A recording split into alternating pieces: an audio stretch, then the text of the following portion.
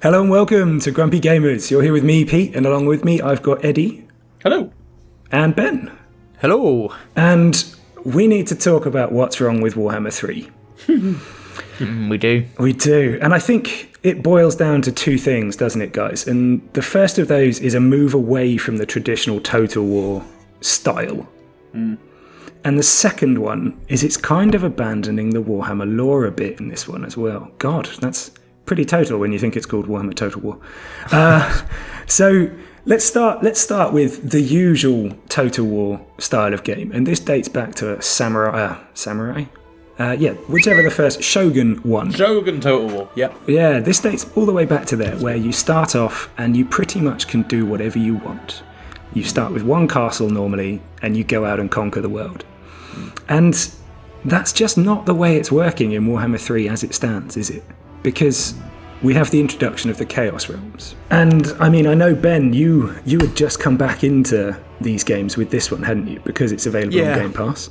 And what were your thoughts on that initial campaign? Well, I was excited to play the game because you guys especially played a shit ton of Warhammer 2, hadn't you? I mean, Pete, you are that's your main game. 2,000 hours. Well documented in the podcast. But yes, I really wanted to get in on this one, and I started playing up. Really enjoyed it.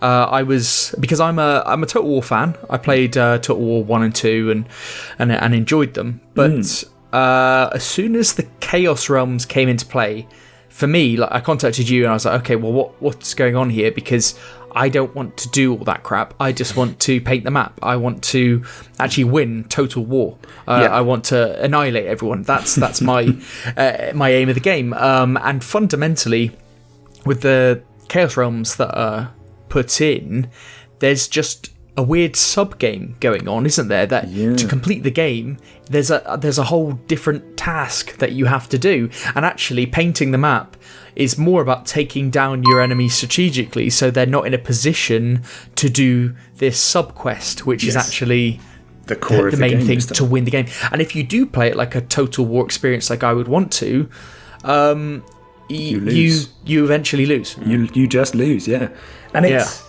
This is also the thing, I think I should clarify. I don't dislike the narrative. I think what they did in tying the tutorial to the main game and the stories together, and the story itself, is a really good one. But I'm in this game to generate my own narrative, and right now you just can't do that. Absolutely. And I feel you're similar, aren't you, Eddie? Absolutely, yeah. All the Total War games are about, for me, about just, I don't know, like, I like to get involved in the game and just become an emperor and do my own thing. That might even involve not gaining an army for like 20 turns. Maybe I'll focus on finance and just kind of do things. But because of this mechanic, and all bloody game developers all like to add silly, quirky, like I remember the XCOM 2 series, they added a fucking clock that went down after every map.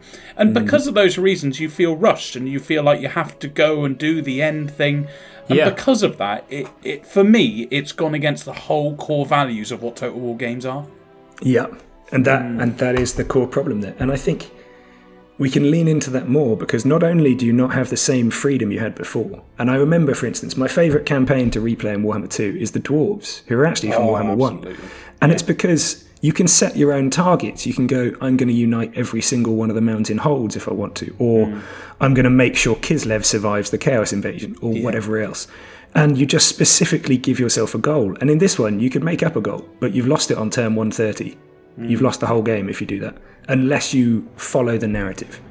And the secondary problem, as I mentioned at the beginning, is that we've got the B team of races to choose from, guys. Like, and that I said this ages ago, well. if you remember. I said it ages ago. You did warn me, and I was too excited about Kislev and didn't realise that after one Kislev campaign, you'd be like, oh yeah, no, I don't want to play anyone else.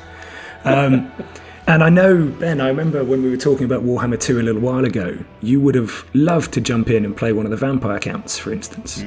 Well, yeah, when you showed me the races that were in it, I just thought, wow, this is so vast. This is crazy. And I know there's been a lot of modding and all that kind of stuff, but I really wanted to play as a vampire. Like, I'm a sucker for vampire games, so that's well documented. Yeah.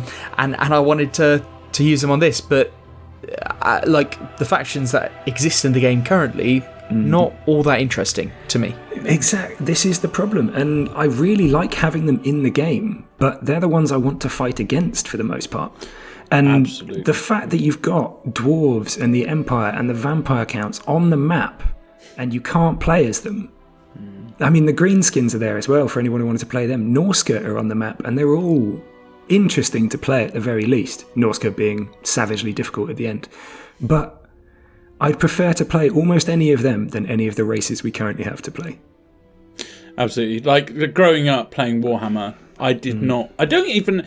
I'll go as far to say I might not be that old, but I'm pretty sure half of these races didn't even exist when I was playing the board game as a child.